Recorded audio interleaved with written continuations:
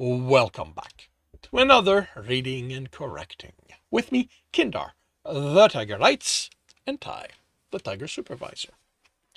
These are where I read a chapter from one of my stories and correct it as I go. If you want to listen to these live, it's every Tuesday morning, 8 a.m. Eastern Time on Twitch. And if you are looking to support me, that is on my Patreon.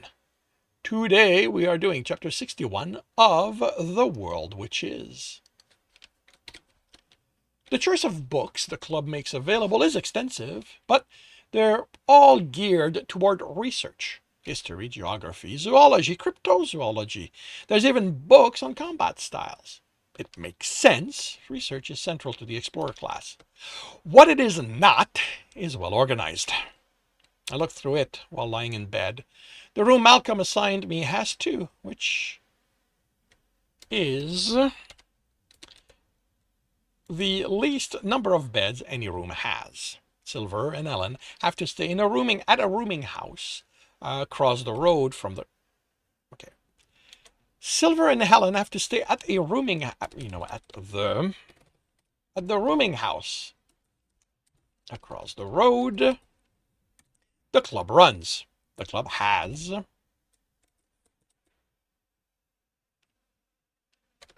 a strict rule of no visitor allowed to move out of the dining room. We can bring guests to eat and talk with, but after that, they need to leave. Even the bonding. Even the bonding Malcolm and Ellen did over Brandon's childhood antics wasn't enough to let her stay here.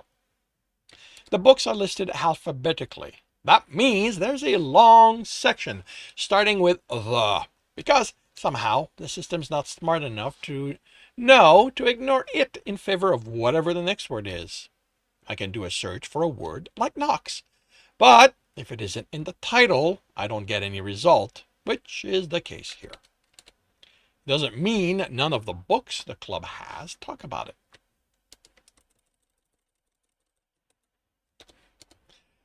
Doesn't mean none of the books the club has talk about it.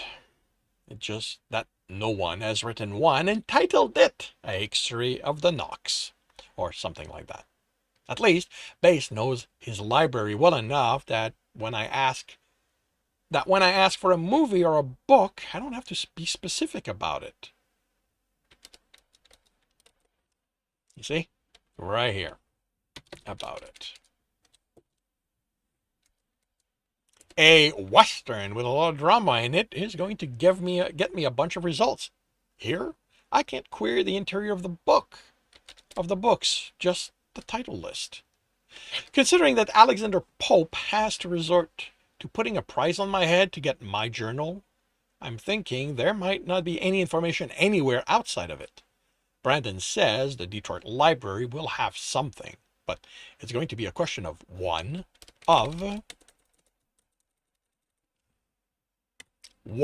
getting in, and two, finding it. He's supposed to have a way in, but at this point, I'm not sure that person is still alive, considering his previous friend was dead. Since I'm not done with the book Brandon lent me, I read that. I'm only 3 pages further into the tome when Brandon enters and drops on the other bed. Are Silver and Ellen settled in? He insisted on accompanying them across the road. He trusts the rooming house, just not the distance separating it from the club. Yeah, he shimmers out of his armor and the clothing under that, and I forcefully look away. I try to make out his expression out of the corner of my eyes, and there's nothing snarky about it, or even a glance in my direction to see if I'm reading, reacting. Reacting to his nakedness. Instead, he's busy looking at something, moving his finger about. He's sending his clothing to be cleaned. A service the club offers, along with bath, long-term storage of our things, and a few others. I've already sent mine, keeping only what I have on. It's going to be sent once I have something else to wear. I'm on the waiting list for the bath. They have 4, but there's a lot of people at the club today. The club also has an armor repair service, but I have to pay for it, and I can't decide if it's worth it. One dungeon and my armor's basically ruined. How long until the repairs I paid for don't mean anything again? I can see the appeal of putting a lot of points in any ability that increases my toughness. Brendan, what are your thoughts on magical protection? I look away as soon as I catch myself glancing in his direction as part of talking to him. This time he smirks when he looks up. This time he smirks when he looks up from the book. Magical armor is not worth the money anyone will charge for it. If you find a piece in a dungeon or ruin, it's a toss-up if it's worth put more as currency than protection. I was thinking more of something like an amulet of protection or a ring. I know those aren't cheap, but they're tougher to damage and the protection is constant. Feeling the loss of your armor? It's not lost, I protest, but what's the point of spending money getting it repaired if it's going to be ruined after the next serious fight? That's what raising your dodge skill is for. But if it's high enough I can't be hit, what's the point of having armor then? He sits on the edge of the bed facing me. Dennis, you're... I have my eyes glued to the page. Any closer and my nose will touch them. He sighs. There's a rustling of fabric. You need to get over that, you know.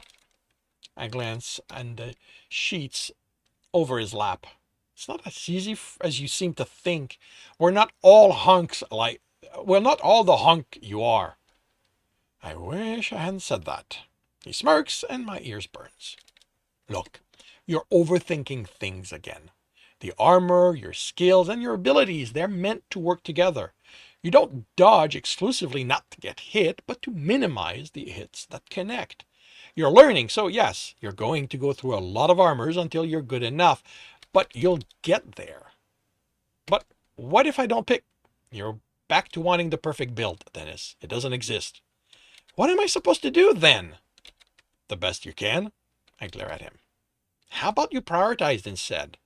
The way you're talking about the armor, it sounds like the problem isn't that it's not going to protect you, but that it's going to get damaged. Does it have emotional weight? I start to protest and stop. I guess it was Aaron's armor. I inherited it when I took his quest. Is it stupid that I feel like I have to protect it instead of it protecting me? He grins. You're asking me about what's stupid? He sobers. No, it's not. However it happened, it means something to you. My advice is to put it in storage.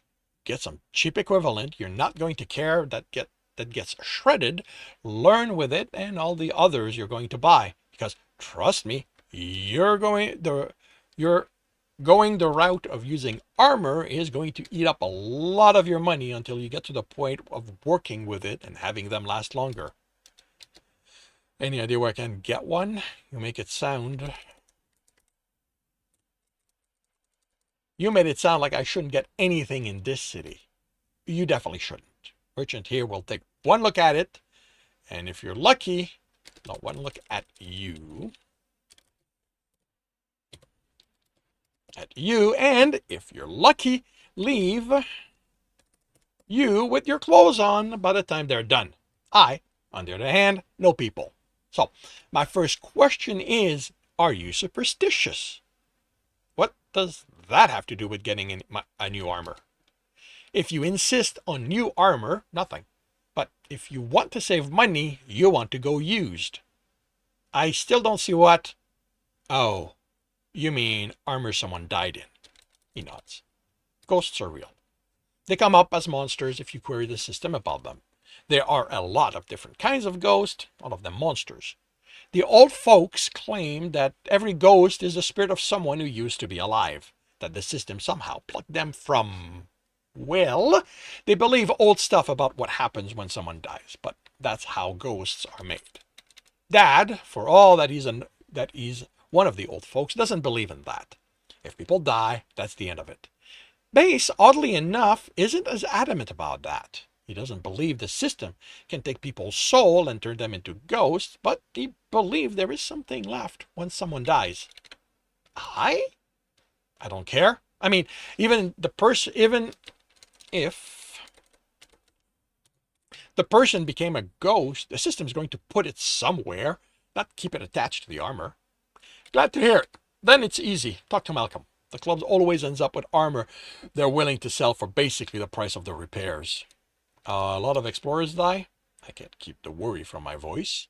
He snorts, stretching on the bed and, of course, pulling the sheet off him in the process. People who like to think they're explorers do. Malcolm's behind the bar, handing bowls of something steaming to a... I don't stare. More because it's impolite than because I don't want to cause a query. Short fur on his or her head, brown with green tint to it, going down under the layers of clothing they wear. The face is scaled instead. The hands are clawed, the fingers long and thin. And how is Brandon's protege? He asks, beaming at me. Don't you ever sleep? I came after my bath, which ended up being on the late side, and he was there, laughing with a group. Now it's first thing in the morning, and he's looking way too perky for my liking. He sighs theatrically. Yes, I do, unfortunately. He smiles as I raise an eyebrow. Are you offering to keep me awake through the next night? He winks and my cheeks burn. Oh, you are so cute. And now my ears burn too. Do I have a sign easily embarrassed, tease heavily, or something? He leans forward and lowers his voice. Hun, I'm the kind of man who can tell when someone is ripe for learning about the joys of sex. My ears are in the process of catching fire when the realization hits me. Brandon told you, didn't he? Ellen, actually. She said something about how you turn beet red anytime Brandon makes his clothes vanish. That should be clothes. Clothes vanish. And considering what I know of the man, I'm surprised he hasn't seen to your education yet. I told him I wasn't ready. He gives me a speculative look. See, that doesn't work for me. I'm 16. I'm allowed not to be ready for sex. I'm not. I am so not the right person to comment on that. But I mean Brandon respecting that. I know the man. I shrug. Maybe you don't know him as well as you think. Maybe there's someone decent under that smug, in-your-face exterior. His smile turns sad. Don't go believing that, Dennis. You'll just end up with a broken heart. I'm not in love with him, you know. He's just a friend. Searches my face, and nods. Enough modeling. What can I offer you? I'm off the menu until morning rush is over. You never stop, do you? He grins. When you decide you're ready, come find me and I'll show you. How about a coffee and breakfast? Brennan said the club sells armor for reasonable prices. Are you superstitious? No, I'm not. Then the club's prices aren't reasonable. They're ridiculously low. He leans forward and smiles. So I ready myself for it. How about I take you in the back and measure you for a good fit? I'll settle for breakfast and you eyeballing me. There, not even blushing. Oh, honey, I've been eyeballing you lots already. Been using my imagination, too. I swear. Between him and Brandon, I'm going to end up catching on fire. And that concludes chapter 61 of The World Witches. If you are enjoying this, please leave a like. If you want to know when the next chapter is going to be up, subscribe and hit the bell. If you want to read the story, it is available for free on Royal Road. If you want to read ahead of that and support me in the process, that is on my Patreon. If you want to listen to these live, it's every Tuesday morning, 8 a.m. Eastern Time on Twitch. Links are in the notes, and with that, I shall wish you a good day.